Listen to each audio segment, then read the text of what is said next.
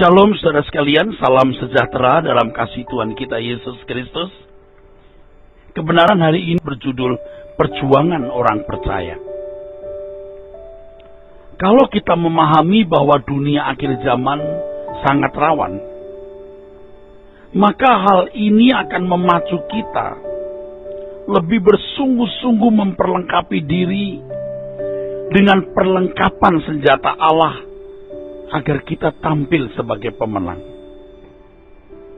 Galatia pasal 5 ayat 1 mengatakan, jangan mau dikenakan kuk perhambaan lagi.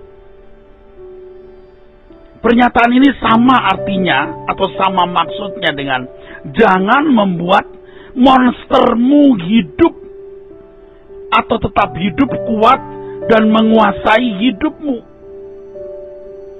Saudaraku, hendaknya kita tidak terkecoh oleh ajaran yang mengatakan bahwa orang Kristen yang terpilih tidak akan dapat binasa. Sebab kalau terpilih berarti sudah ditentukan untuk selamat.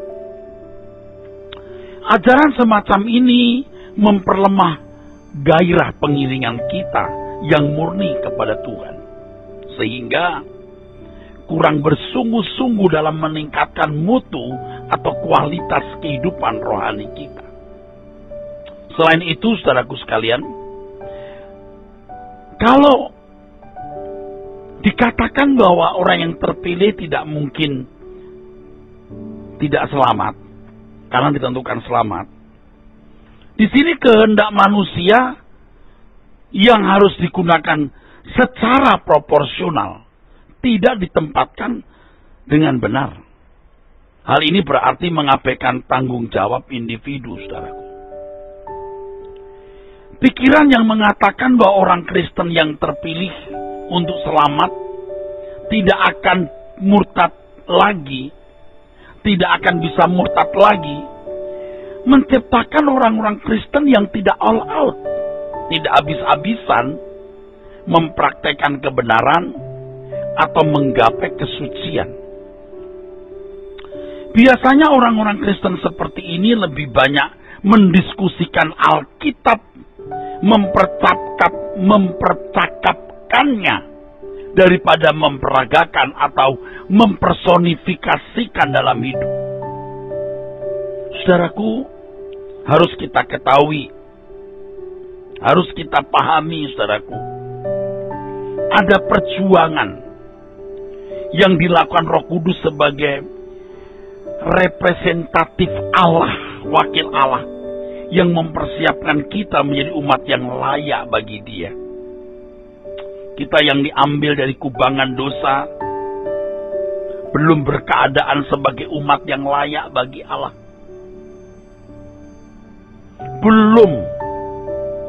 Belum menjadi umat yang layak bagi Allah. Sebab umat yang layak bagi Allah bukan hanya bermoral baik, bukan hanya bisa pergi ke gereja jadi aktivis, bahkan jadi pendeta. Tetapi orang Kristen yang layak menjadi anggota keluarga kerajaan Allah, orang-orang yang memiliki kesucian seperti Allah sendiri, sempurna seperti Bapa atau serupa dengan Tuhan Yesus. Firman Tuhan mengatakan waspadalah. Kata ini merupakan peringatan sekaligus ancaman. Peringatan untuk kita berhati-hati menghadapi kuasa gelap yang bisa menggagalkan terbangunnya gambar Allah dalam diri kita. Peringatan ini tentu tidak membuat kita menjadi orang Kristen yang dikejar-kejar ketakutan, tetapi hanya membuat kita waspada, saudaraku. Selanjutnya kita berjuang untuk menjadi umat yang layak bagi Dia. Menjadi umat yang layak bagi Tuhan artinya menjadi umat yang tidak sama dengan dunia ini. Menjadi umat yang layak bagi Tuhan artinya kita berpola pikir seperti Tuhan Yesus. Itulah sebabnya Roh Kudus menggarap kita dengan atau melalui segala sesuatu yang mendatangkan kebaikan bagi kita, agar kita tidak seperti dunia ini, tidak serupa dengan dunia ini, tetapi kita menjadi serupa seperti Kristus. Orang percaya harus tidak serupa dengan dunia. Harus tidak serupa dengan dunia. Tidak serupa dalam cara berpikir. Tidak serupa dalam budinya. Makanya Alkitab mengatakan bahwa kita harus mengalami pembaharuan pikiran. Dalam bahasa aslinya nos. Nos. Yang juga sebenarnya berarti understanding. Memiliki understanding yang berbeda dengan understanding dunia. Tuhan Yesus mengatakan bahwa apa yang dipikirkan oleh manusia bukan apa yang dipikirkan oleh Allah. Apa yang dipikirkan manusia itu berasal dari iblis.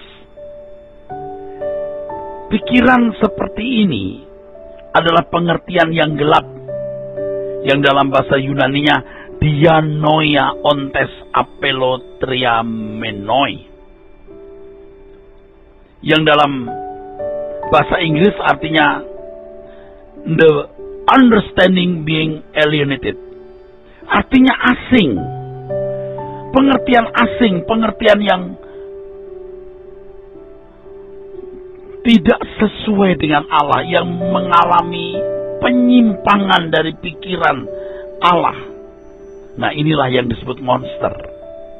Jadi monster jangan Anda bayangkan bentuk raksasa yang buruk muka. Ini kalau manusia punya monster tuh wajahnya juga bisa seperti yang lain. Penampilannya cakap, ganteng, cantik. Tapi dalamnya yang rusak. Dunia telah rusak. Dengan gaya hidup kebanyakan manusia yang fasik. Manusia tidak mengerti standar moral kesucian Allah. Sehingga kelakuan mereka yang tidak sesuai dengan kehendak Allah itu dianggap sudah wajar. Sudah wajar, dan pengertian asing inilah di dalam pikiran banyak orang menjadi kendaraan iblis, menggiring mereka ke dalam api kekal, atau paling tidak menghambat orang Kristen tidak layak menjadi anggota keluarga kerajaan. Oleh sebab itu kita harus berjuang. Jika ada pikiran-pikiran asing yang kita telah serap dari dunia sejak kita kecil, harus ada perjuangan untuk dikuduskan dari cara berpikir yang salah. Di sini Alkitab mengatakan kita berjuang melawan penghulu roh-roh di udara. Perjuangan. Ini dalam bahasa aslinya pale, yang bisa diterjemahkan sebagai pergulatan.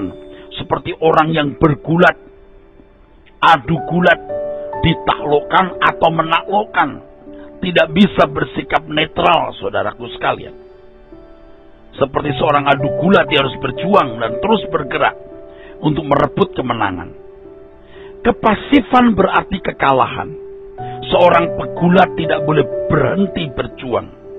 Ia ada dalam posisi yang harus menaklukkan atau ditaklukkan. Di satu situasi di mana lawan terus berusaha untuk menaklukkan. Kekristenan tidak boleh dijalani dengan santai. Itulah sebabnya firman Tuhan mengatakan, akhirnya hendaklah kamu kuat di dalam Tuhan, di dalam kekuatan kuasanya. Kuat dalam Tuhan artinya kita membuat kehidupan anak Allah semakin bertumbuh dan menguasai hidup kita. Bertumbuh dan menguasai hidup kita. Dengan demikian monster di dalam diri kita dapat dimatikan, saudara. Monster dapat dimatikan dan kita bisa bertumbuh sebagai anak-anak Allah yang berkenan di hadapan Tuhan. Kiranya kebenaran ini, saudaraku sekalian, memberkati kita sekalian. Sola Gracia.